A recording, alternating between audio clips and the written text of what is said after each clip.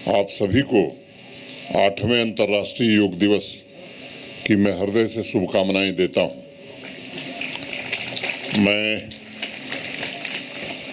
आप सभी के उत्तम स्वास्थ्य, आरोग्य जीवन की कामना भी करता हूं। जैसा मेरे पूर्व माननीय मंत्री जी ने बताया, इस वर्ष मानवता के लिए योग थीम पर पूरे देश में और मैं कहूं कि विश्व में योग दिवस मनाया जा रहा है और हम सबके सम्माननीय प्रधानमंत्री श्रीमान नरेंद्र मोदी जी के नेतृत्व में 75 आइकॉनिक स्थानों पर योग का आयोजन हो रहा है।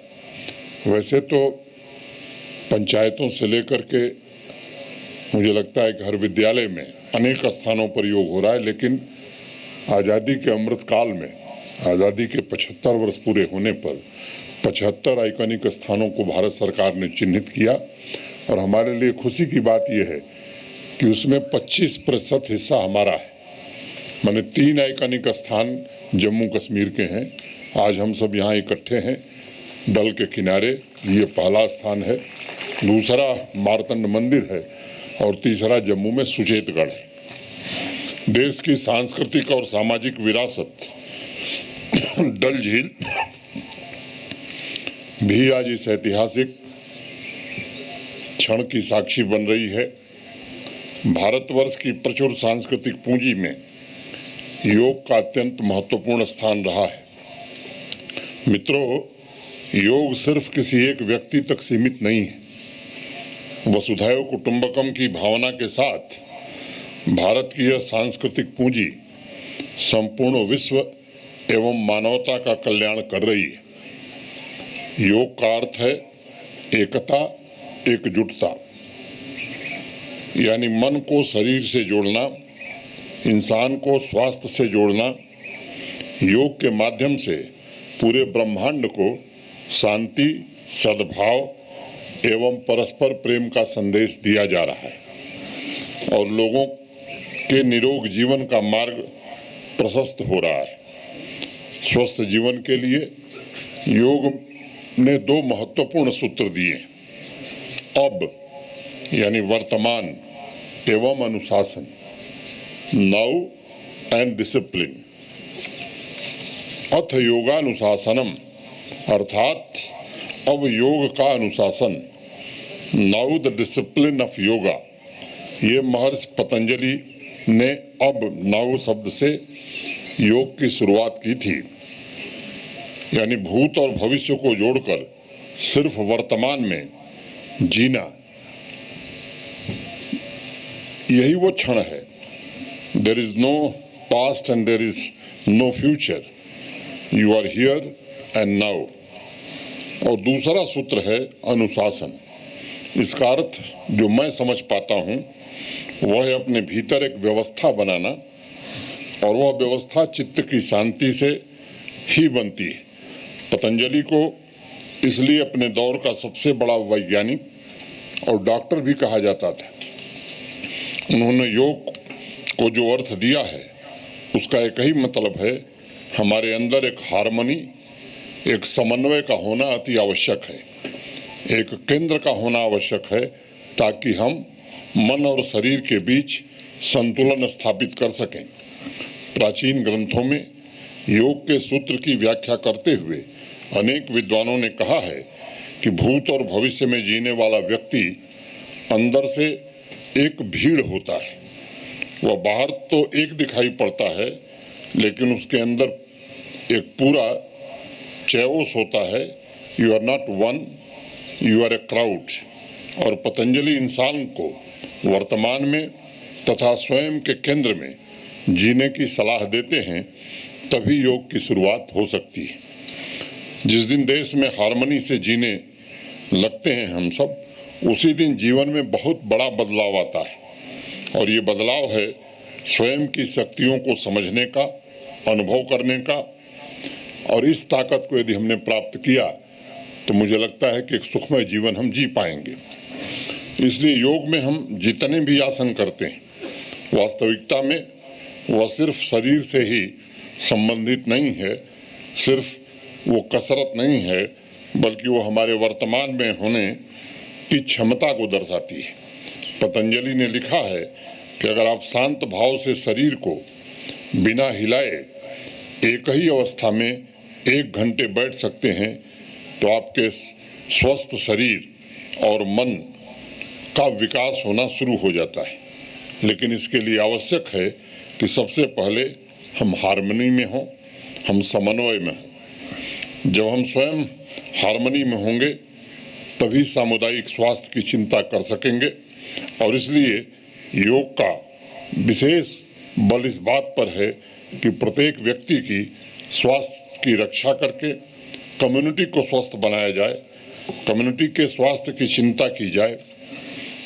अभी मेरे पूर्व मुख्य सचिव डॉक्टर मेहता ने आपको बताया, कोरोना महामारी की दूसरी लहर में जब पूरी मानवता स्वास्थ्य की समस्या से जूझ रही थी, तब एशिया तथा पश्चिम के देशों के डॉक्टरों और नर्सों ने योग के सहारे लोगों के श्वसन तंत्र को मजबूत बनाने की पहल की।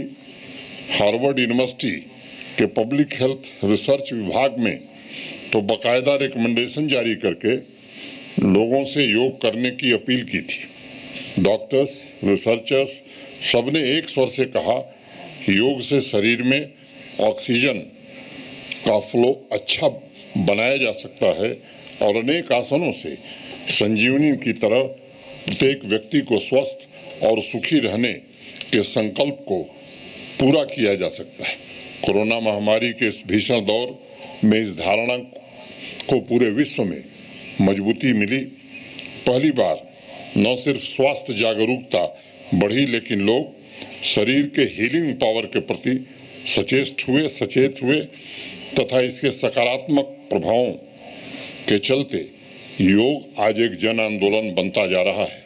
मानवता के लिए योग, ये थीम सभी डॉक्टर्स एवं नर्सेस की तपस्या, जन जन के प्रयास और हमारे योग गुरुओं के संघर्ष की एक समर्पित कहानी है। कोरोना महामारी के दौरान जितने भी हेल्थ एक्सपर्ट्स या स्टेट हेड महामारी से उत्पन्न चुनौतियों से निपटने की चर्चा कर रहे थे, उसमें योग की चर्चा अवश्य होती थी। उपचार से ज़्यादा रोकथाम के उपायों पर लंबे विचार मंथन आयोजित किए गए हैं और वर्तमान में युवाओं के लिए योग रोजगार का भी एक नया साधन बन गया है। महाकवि भर्तृहरि ने लिखा है कि लगातार योग का अभ्यास करने से अच्छे गुण सगे संबंधियों जैसे हो जाते हैं। योग करने से साहस पैदा होता है, क्षमा का भाव उत्पन्न होता है और मानसिक शांति अस्थायी रूप से हमारी मित्र बन जाती है। बिना प्रीमियम के कोई भी स्वास्थ्य बीमा काम नहीं करता, लेकिन योग ये 0 बजट में हेल्थ केयर का पूरा भरोसा देता है। आज की दौड़ भाग भरी जिंदगी में बहुत आवश्यक है कि हम अपने मानसिक एवं शारीरिक स्वास्थ्य का ध्यान गंभीरता से रखें, क्योंकि स्वास्थ्य ही सबसे बड़ी पूंजी है किसी भी व्यक्ति की।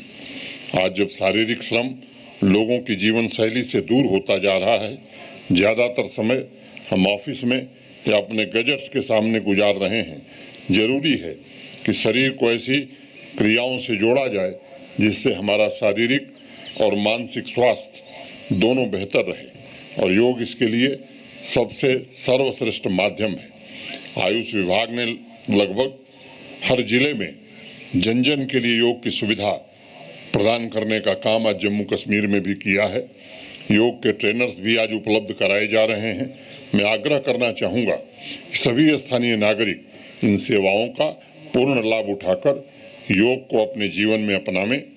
योग आपके लिए स्वास्थ्य सुरक्षा का सबसे बड़ा कवच है। कई सारे आसन, प्राणायाम, सूर्य नमस्कार, अनुलोम विलोम शरीर की शारीरिक क्षमता को बढ़ाते हैं और शरीर तथा मन दोनों को स्वस्थ रखते हैं। आज योग पूरे विश्व को एक सूत्र में जोड़ने का काम कर रहा है। देश में जम्मू कश्मीर से कन्याकुमारी तक हमारी प्राचीन सांस्कृतिक विरासत एक दूसरे से योग के माध्यम से आज जुड़ रही है। इसलिए आज जब आदरणीय प्रधानमंत्री जी मैसूर से योग कार्यक्रम की शुरुआत करेंगे, तब गार्जियन योग रिंग यानी एक सूर्य एक पृथ्वी की अवधारणा का भी उत्सव मनाया जाएगा तथा भारतवर्ष ने के वसुधैव कुटुंबकम के संदेश को विश्व भर में पहुंचाया जाएगा। पूर्व से पश्चिम तक सभी देशों के लोग सूर्य नमस्कार तथा सूर्य नमस्कार की भारतीय परंपरा का उल्लास मनाते हुए योग के साथ सूर्य का स्वागत करेंगे।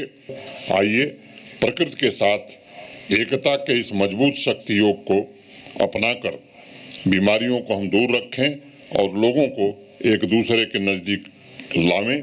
सर्वे भवन्ति सुखिनः सर्वे सन्तु निरामया, यही बात कहते हुए आप सबके प्रति हृदय से कृतज्ञता ज्ञापित करते हुए मैं अपनी बात यहीं पूरी करता हूँ।